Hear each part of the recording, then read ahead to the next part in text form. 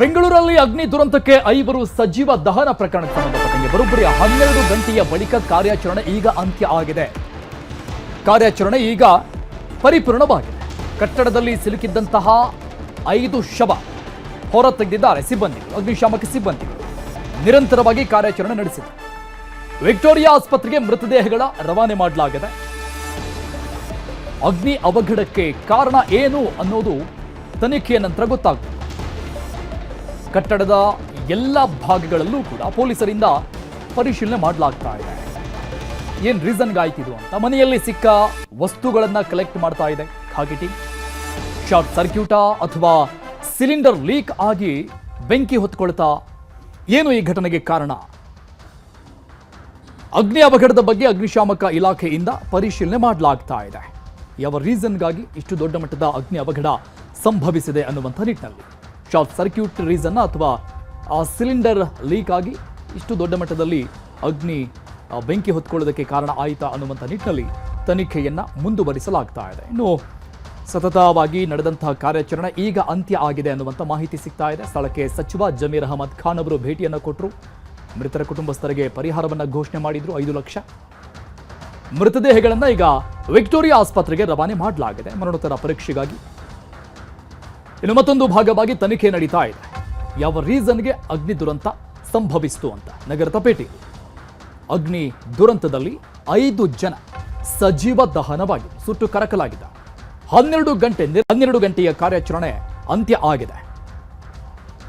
ಈ ಬಗ್ಗೆ ಡೀಟೇಲ್ಸ್ ಕೊಡ್ತಾರೆ ನಮ್ಮ ಪ್ರತಿನಿಧಿ ಮುನಿರಾಜು ಸಂಪರ್ಕದಲ್ಲಿದ್ದಾರೆ. ಮುನಿರಾಜು, ಮೊನ್ನೆ ಸಿಲಿಂಡರ್ ಬ್ಲಾಸ್ಟ್ ಪ್ರಕರಣ, ಮತ್ತೊಂದು ಅಗ್ನಿ ದುರಂತ, ಮೇಲಿಂದ ಮೇಲೆ ಇಂತಹ ಒಂದು ಅವಘಡಗಳು ಸಂಭವಿಸ್ತಾ ಇರುವಂಥದ್ದು.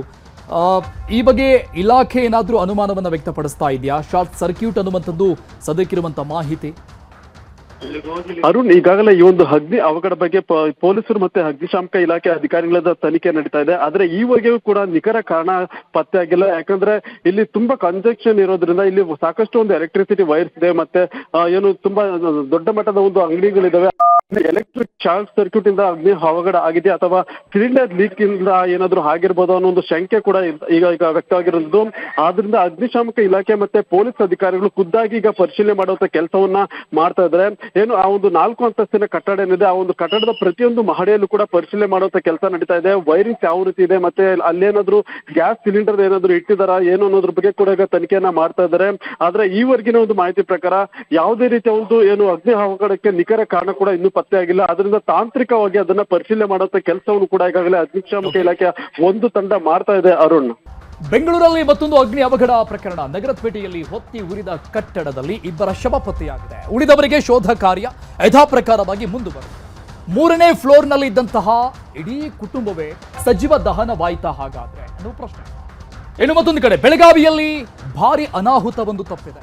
ತಾಂತ್ರಿಕ ದೋಷದ ಹಿನ್ನೆಲೆಯಲ್ಲಿ ತುರ್ತು ಭೂಸ್ಪರ್ಶವಾಗಿದೆ ಫ್ಲೈಟ್ನಲ್ಲಿ ಇದ್ದಂತಹ 41 ಪ್ರಯಾಣಿಕರು ಕೂಡ ಸೇಫ್ ಆಗಿದ್ದಾರೆ ಅನ್ನೋ ಮಾಹಿತಿ ಸಿಗ್ತಾ ಇದೆ. ಫ್ಲೈಟ್ನ ದೃಶ್ಯಗಳನ್ನು ನೋಡ್ತಾ ಇದ್ವಿ. ಸ್ಟಾರ್ ಏರ್ಲೈನ್ಸ್ಗೆ ಸೇರಿದಂತಹ ಫ್ಲೈಟ್ ಇದು.